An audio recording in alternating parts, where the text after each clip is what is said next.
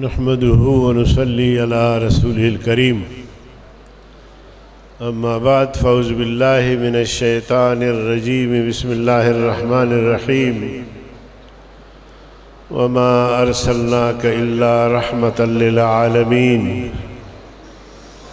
صدق الله العظيم. اکابر علماء کرام بالخصوص میزبان محترم حضرت مولانا کفیل احمد صاحب دامت برکاتہم العالیہ، سامعین حضرات، السلام علیکم ورحمۃ اللہ وبرکاتہ۔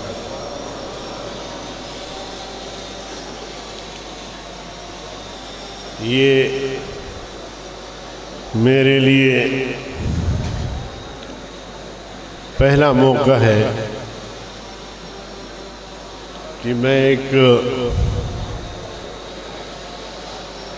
ایسے اجتماع میں شریک ہوں جو ازراہ تفنن یا بڑے اپنے آپ کو فلسفی کہتے تھے، یا زیادہ آگے چل کر وہ اللہ کا انکاری ہوتے تھے تو ان کو سرخے کہا جاتا تھا۔ اب بھی جب پارلیمنٹ میں کسی دینی مسئلے پر بات ہوتی ہے تو پھر ہم ان کو طعنہ دیتے ہیں کہ تم تو سرخے ہو، تمہیں تو یہی کہنا ہوتا ہے، لیکن آپ وہ سرخے نہیں ہیں، آپ حضرت شاہ جی کے سید عطا اللہ شاہ بخاری رحمہ اللہ امیر شریعت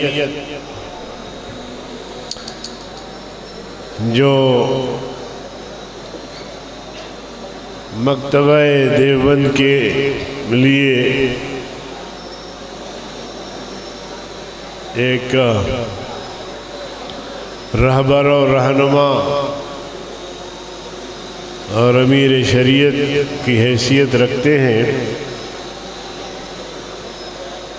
ان کے ہم سب روحانی اولاد ہیں، اور اللہ تعالیٰ نے جو کام ان سے لیا، ان حالات میں لیا، اس دور میں لیا جو عالمی استعمار انگریز سامراج بر صغیر پر مسلط تھا۔ انگریز کے خلاف لب کشائی کرنا موت کو دعوت دینے کی مترادف تھی، مگر حضرت شاہ جی اور اس کے رفقائے کار نے جس ہمت اور جرأت کے ساتھ ان کے مظالم اور زیادتیوں کو چیلنج کیا، ان کا مقابلہ کیا، دینی اقدار کی تحفظ، ختم نبوت کا تحفظ، اور غلام قادیانی کے جھوٹی نبوت کو جو انگریز کا تراش خراش ایک مجسمہ تھا، اس کو چیلنج کیا، یہ ہر کسی کی بس کی بات نہ تھی۔ اللہ تعالیٰ نے علماء دیوبند کو، ہمارے اکابر کو یہ جرأت عطا کی تھی کہ ہر ظلم جبر کے سامنے، ہر برائی کے سامنے صف بستہ کھڑے ہوتے تھے، پھانسیوں پہ لٹک گئے، ہندوستان کے گلی کوچوں میں مجاہدین کی لاشیں تڑپ گئیں مگر کردار میں جھول نہیں آیا۔ اگر کبھی شاملی کے مقام پر انگریز سامراج کے تسلط کو چیلنج کیا جاتا ہے تو پھر دارالعلوم دیوبند کے قیام کے بعد انگریز کو بر صغیر سے نکالنے کے لیے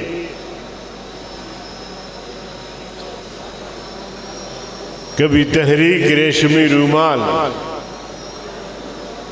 کبھی تحریک خلافت، کبھی تحریک ترک موالات، اور اس طرح کی تحریکیں چلتی ہیں، اور کبھی ہمارے اکابر رکے نہیں، بکے نہیں، جھکے نہیں، اور کبھی انہوں نے دلالی نہیں کی، پھانسی کو گلے لگایا، پھانسی کی رسی کو چوما، خالق دینہ حال میں کفن کے ساتھ پیش ہوئے،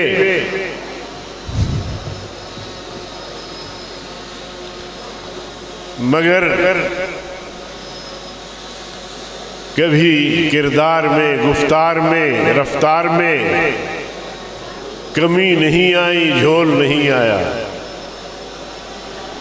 سید عطا اللہ شاہ بخاری رحمہ اللہ ہمارے انہی اکابر میں سے ایک تھے، اور بالخصوص قادیانیت کا جس طرح انہوں نے تعاقب کیا، ماحول بنایا، مسلمانوں کو آگہی دی، شاید وہ اپنی مثال آپ تھے۔ میرے عزیز دوستو، ہم سب ایسے تحریکوں کے کارکن ہیں، چوکیدار ہیں، اب بھی چوکیداری کرتے ہیں، ہم بھی کرتے ہیں، آپ بھی کرتے ہیں۔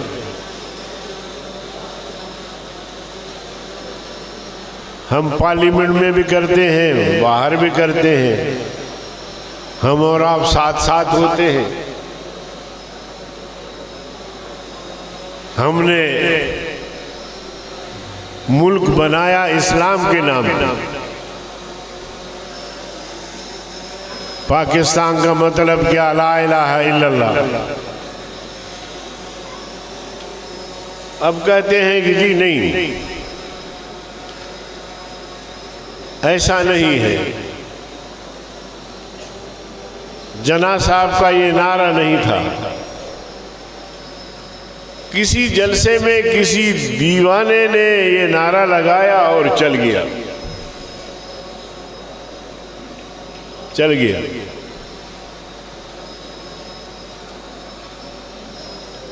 ٹھیک کہہ رہے ہیں، شاید ایسی بات نہ ہو، لیکن بہرحال ہم تو اس وقت پیدا ہی نہیں ہوئے تھے۔ ہم نے جب آنکھ کھولی تو ہمیں بتایا گیا کہ پاکستان اسلام کے نام پہ بنا ہے، اور یہاں شریعت کا عملی نفاذ ہوگا۔ لیکن بدقسمتی سے جو ملک اسلام کے نام پہ بنا، جس ملک کا پہلا کابینہ بنا، پہلا کابینہ کہ اب ملک میں اسلامی نظام نافذ کرنا ہے، تو وزیر قانون ہندو بنا دیا ہے۔ کیا ملک میں قانون سازی کرنی ہے قرآن و سنت کے مطابق، اور وزیر قانون ہندو، اور اس ملک کو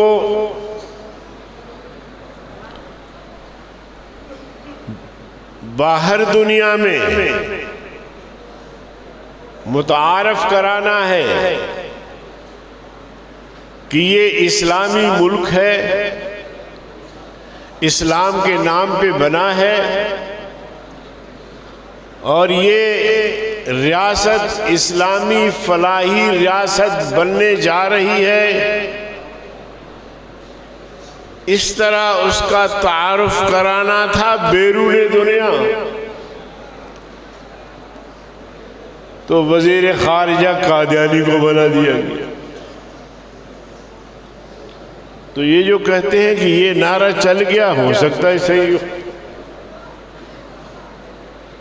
ہم سمجھے کہ اسلام کے نام پہ بنا، وہ کہتے ہیں ہمارا نعرہ نہیں تھا، چل گیا۔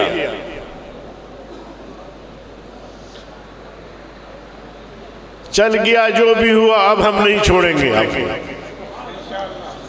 اب ہم نے آپ کو نہیں چھوڑنا۔ اب دیکھیں، ہم کبھی اسلام زندہ باد کے کانفرنس کرتے ہیں، کبھی تحفظ ختم نبوت کی کانفرنسیں کر رہے ہوتے ہیں، کبھی ناموس صحابہ کے نام سے کانفرنسیں کر رہے ہوتے ہیں۔ کیا یہ تعجب کی بات نہیں کہ جو ملک اسلام کے نام پہ بنا، اسلامی جمہوریہ پاکستان، اب بھی ہمارے آئین کا جو ٹائٹل ہے وہ یہ،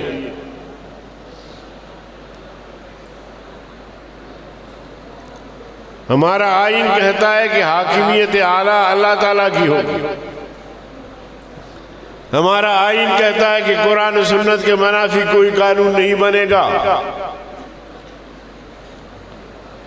ہمارا آئین کہتا ہے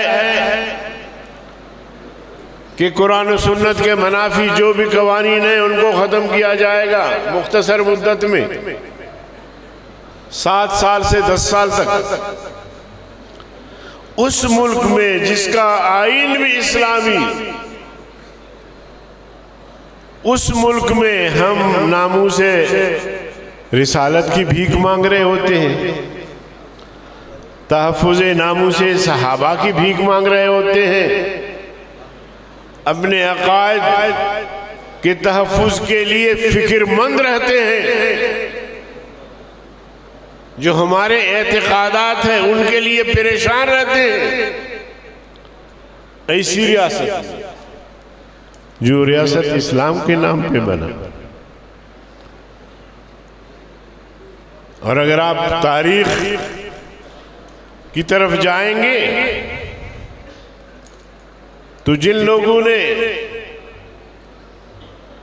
یہ نعرہ سنا،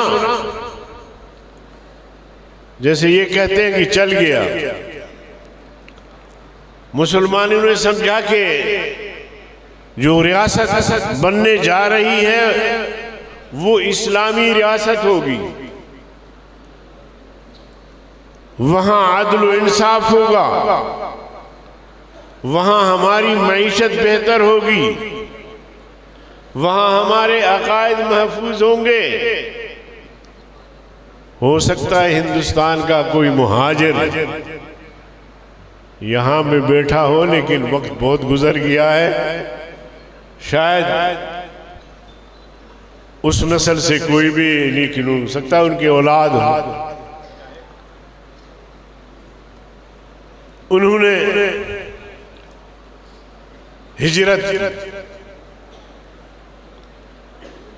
ہجرت کرتے وقت انہوں نے اپنے مکان چھوڑ دیے، اپنی مسجدیں چھوڑ دی، دکان چھوڑ دیے، کاروبار چھوڑ دیے، زمین چھوڑ دیے، درگاہیں چھوڑ دی، دیوبند کو بھی الوداع کہا،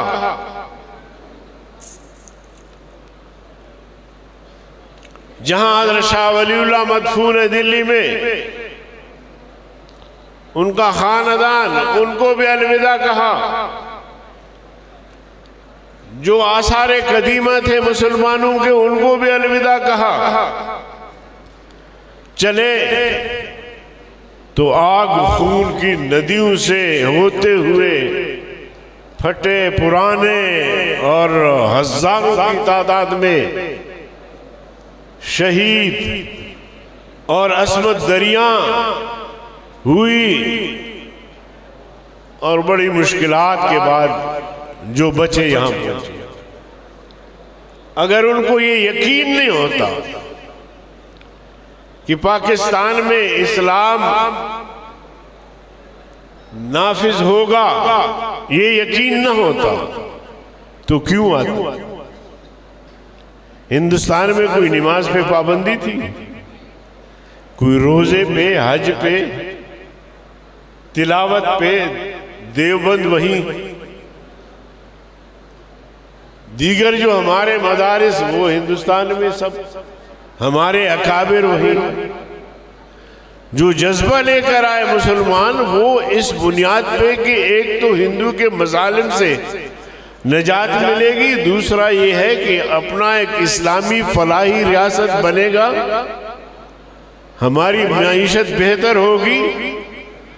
اور وہ علماء سے سیدنا عمر رضی اللہ تعالیٰ عنہ اور خلفائے راشدین کے دور کے بارے میں سن چکے تھے، پڑھ چکے تھے.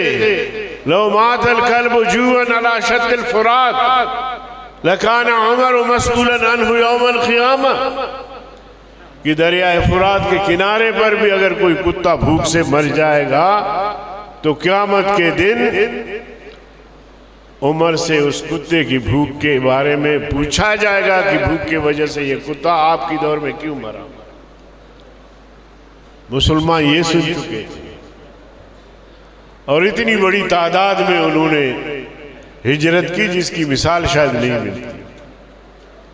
تو میں عرض یہ کر رہا تھا کہ ہم ایک اسلامی ریاست میں جو اسلام کے نام پہ بنا، ہمارے عقائد نظریات محفوظ نہیں ہیں، ہمارے اعتقادات محفوظ نہیں ہیں. زرداری صاحب کے دور میں ایک بل آتا ہے ناموس رسالت کے قانون میں ترمیم. پھر ہم مسلمان اٹھتے ہیں، پہلا جلسہ کراچی، دوسرا لاہور، تیسری کی نوبت نہیں آئی، زرداری نے فیصلہ واپس لیا. لیکن نتیجہ کیا نکلا؟ گورنر قتل ہوا، ایک منسٹر تھا وہ بھی قتل ہو گیا. میاں نواز شریف کا دور آیا تو حلف نامے میں ترمیم کی بات آئی. ہم نے جب ان سے پوچھا تو کہتا ہے مجھے تو پتہ ہی نہیں. آخرکار مولانا فضل الرحمان صاحب کہ اللہ تعالیٰ زندگی دراز فرمائے، وہ مکے میں تھے، وہاں سے فون کیا میاں صاحب کو اور وہ پاس ہو چکا تھا ترمیم. ہم نے سینٹ میں شور مچایا، 1-2 منٹ شاید میں زیادہ لوں، لیکن سینٹ میں جو اس دن بل پاس ہو رہا تھا میں وہ اپنی کیفیت آپ کے سامنے رکھنا چاہتا ہوں. ہم 2 سے 3 ممبر تھے جمعیت کے، بل ایجنڈے پہ آ گئے. اب ظاہر ہے کہ 103 یا 4 ممبروں کے ہوتے ہوئے اب 4 ممبر ہم کیا کر سکتے تھے. اس دوران جب اجلاس شروع ہوا تو چیئرمین کسی بات پہ ناراض ہو گیا، یا وہ بھی شاید بچنا چاہتا تھا کہ میری صدارت میں بل پاس نہ ہو. تو اعلان کیا، میں چونکہ ڈپٹی چیئرمین تھا، میرے بارے میں اعلان کیا کہ عبدالغفور حیدری جو ہے وہ اجلاس کی صدارت کریں گے. اب اس کی آزمائش تو ختم ہوئی، میری آزمائش شروع ہو گئی کہ ویسے بل پاس ہوتا ہے تو ہم واویلا کریں گے، باہر نکلیں گے، جلسہ کریں گے، جلوس نکالیں گے. لیکن اگر یہ بل میری صدارت میں پاس ہوتا ہے تو آپ نے کہاں دیکھنا تھا کہ جی جمعیت کی اکثریت تھی یا اقلیت؟ آپ نے تو ڈائریکٹ یہ کہنا تھا کہ جمعیت علماء اسلام کی مرکزی general secretary deputy chairman senate اس کی صدارت میں یہ بل پاس ہوا۔ میں کوئی 1 سے 10 قرآن بھی سر پہ اٹھاتا تو آپ نہ مانتے کہ جی آپ کی کوئی مجبوری نہیں۔ میں چیئر پہ بیٹھا ہوں، اللہ سے دعا کر رہا ہوں کہ یا اللہ کوئی آپ ہی کوئی راستہ نکالے۔ تو بیٹھے بیٹھے مجھے خیال آیا کہ جب اجلاس شروع ہوتا ہے تو چیئرمین اور ڈپٹی چیئرمین کے علاوہ ایک پینل کا اعلان بھی کیا جاتا ہے کہ اگر یہ دونوں نہ ہو تو ان میں سے کوئی جو ہے وہ اجلاس کی صدارت کرے گا۔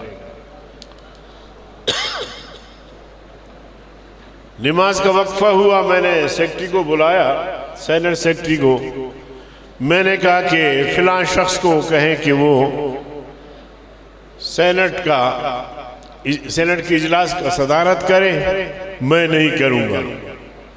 اس نے کہا ٹھیک ہے سر، اس کو بتا دیا، اجلاس شروع ہو گیا۔ اب اجلاس شروع ہو گیا،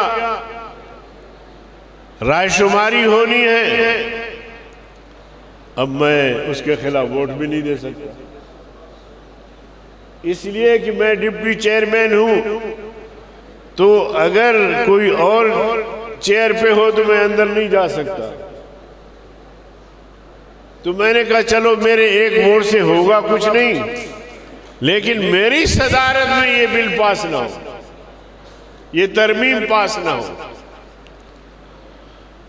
چنانچہ وہ ترمیم آیا اور پاس ہوا، اور اتنی باریک ترمیم کہ کوئی اس کو محسوس بھی نہیں کر رہا تھا۔ اچھے بھلے لوگوں نے کہا کہ اس میں کون سی خرابی ہے، جیسے وہاں لکھا ہوا تھا کہ میں حلفاً اقرار کرتا ہوں، تو حلف کا لفظ کاٹ کے میں اقرار کرتا ہوں۔ تو انہوں نے کہا کہ اس میں تو کوئی ایسی خرابی نہیں۔ میں نے وکلا سے پوچھا، انہوں نے کہا کہ جی اس ترمیم سے اس قانون کی جو قوت ہے، طاقت ہے، وہ متاثر ہو جائے گی، وہ بے اثر ہو جائے گی۔ تو اللہ کے فضل و کرم سے جو ترمیم پارلیمنٹ نے، قومی اسمبلی اور سینٹ نے کیا، حضرت مولانا فضل الرحمان صاحب کی دباؤ اور ان کی کوششوں سے نواز شریف مجبور ہوا اور پرانے حلف نامے کو، جس طرح کا حلف نامہ تھا اس پرانے حلف نامے کو دوبارہ قومی اسمبلی اور سینٹ سے متفقہ طور پر منظور کیا۔ پھر میں نے پریس کانفرنس کی، اللہ کا شکر ادا کیا، درود شریف، اور کہا کہ پیغمبر کریم صلی اللہ علیہ وسلم کا یہ معجزہ کہ ٹھیک 40 سال بعد اس پارلیمنٹ نے جس نے قادیانیوں کو متفقہ طور پر کافر قرار دیا تھا، اسی پارلیمنٹ نے آج پھر سے قادیانیوں کی دوامی کفر پر مہر تصدیق ثبت کر کے یہ بتایا کہ قادیانی کل بھی کافر تھے، آج بھی کافر ہیں اور قیامت تک کافر ہیں۔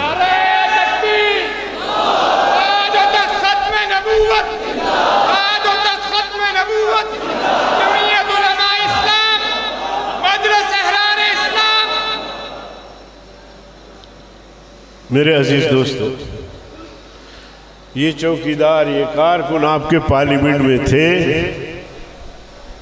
اس طرح ہم رکاوٹ بنے اور آپ کی دعائیں اور تعاون ساتھ تھا اور اتنا بڑا کام ہوا۔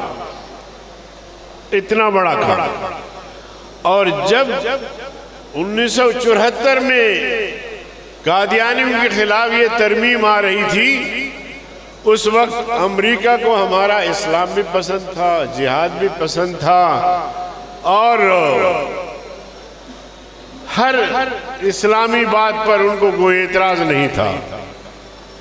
اور آج دنیا کا واحد سپر طاقت امریکہ جو ہمارے عقائد نظریات کو عمران جیسے لوگوں سے مسمار کرنے کی کوشش کر رہا ہے، اللہ نے انہیں بھی ہمت اور توفیق نہیں دی کہ وہ رکاوٹ بن سکے.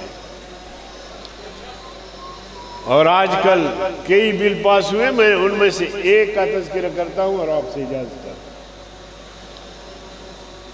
ایک بل پیش کیا گیا سینٹ میں، اس کا عنوان تھا آئلی قوانین میں ترمیم. ہم نے شور مچایا تو سینٹ چیئرمین نے اسے مذہبی امور کی کمیٹی کی طرف بھیج دیا. اس کا چیئرمین میں خود. جب کمیٹی میں یہ بل آیا، جب ہم نے اس کو پڑھا تو اس میں لکھا ہوا تھا کہ لڑکا لڑکی جب ان کا نکاح ہو جائے تو 1 مہینے کے اندر اندر یہ جج کے پاس پیش ہوں گے. کہاں؟ جج کے پاس پیش ہوں گے. جج پھر ان کو سنے گا. اگر جج مطمئن ہوا تو نکاح بحال، اگر جج مطمئن نہیں ہوا تو نکاح فسخ. نمبر 1. نمبر 2 یہ کہ اگر 1 مہینے کے اندر اندر میاں بیوی جج کے پاس نہیں پہنچ سکے تو 10,000 روپے جرمانہ یا 1 سال قید.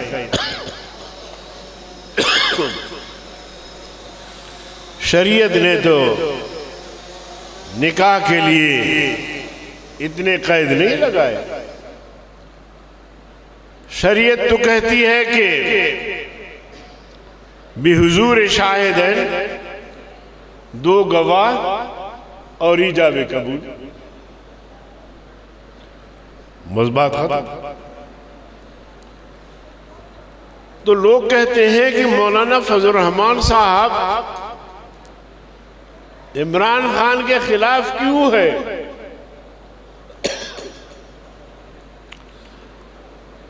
یہ ان کا کردار ہے، لیکن اللہ کا فضل و کرم ہوا کہ وہ بل ہمارے پاس آیا اور ہم نے اس کو ریجیکٹ کیا، مسترد کیا اس کو. اگر کہیں اور جاتا اور پاس ہو کر آتا تو یہ میرے بوڑھے بزرگ تو اس مرحلے سے گزرے ہیں، جن کی شادیاں نہیں ہوئی ہیں ان کا کیا ہوتا. اسی طرح ناموس رسالت کے قانون میں ترمیم پیش کی، ہم نے کوشش کی اس کو روکنے کی، ڈیلے کرا دیا، پاس نہیں ہوا. 15 ملین مارچ ختم نبوت کے نام سے پورے ملک میں کیے ہم نے. لاکھوں لوگ ہر جلسے میں شریک تھے. تب دباؤ بڑھایا، تب جا کے انہوں نے قائد ایوان نے اعلان کیا کہ ہم یہ ترمیمی بل واپس لیں. لیکن پائپ لائن میں یہ چیزیں ہیں. وقف املاک کا مسئلہ مساجد اور مدارس پر لٹکتی تلوار ہے، وہ پاس کر دیا انہوں نے. سینٹ سے ہم نے پاس ہونے نہیں دیا، پھر قومی اسمبلی کا اجلاس بلا کے مشترکہ اس سے پاس کروا لیا. اب علماء کرام سے بھی میں کہنا چاہتا ہوں کہ اگر اور معاملات پہ آپ نہیں اٹھتے تو کم از کم یہ تو اپنا مسئلہ ہے گھر کا. مساجد اور مدارس آج قانون موجود ہے، یہ حکومت دباؤ میں ہے. اللہ مولانا فضل الرحمان صاحب کو زندگی دے، صحت دے. یہ دباؤ میں ہے حکومت. ان کے ہوتے ہوئے حکومت کو جرأت نہیں ہوگی، لیکن قانون موجود ہے. کل کلا کوئی اور حکومت آتی ہے، دباؤ بڑھتا ہے، عمل درآمد ہوتا ہے، پھر کیا کرو؟ بہرکیف ہم سب ختم نبوت کے چوکیدار ہیں۔ میں شکر گزار ہوں حضرت مولانا کفیل صاحب کا کہ انہوں نے مجھے اس بابرکت اجتماع میں حاضر ہونے کا حکم دیا۔ اللہ تعالیٰ ان کی عمر میں برکت عطا فرمائے اور حضرت شاہ جی کے مشن کو اور مضبوط بنانے کی توفیق عطا فرمائے۔ وآخر دعوانا ان الحمدللہ۔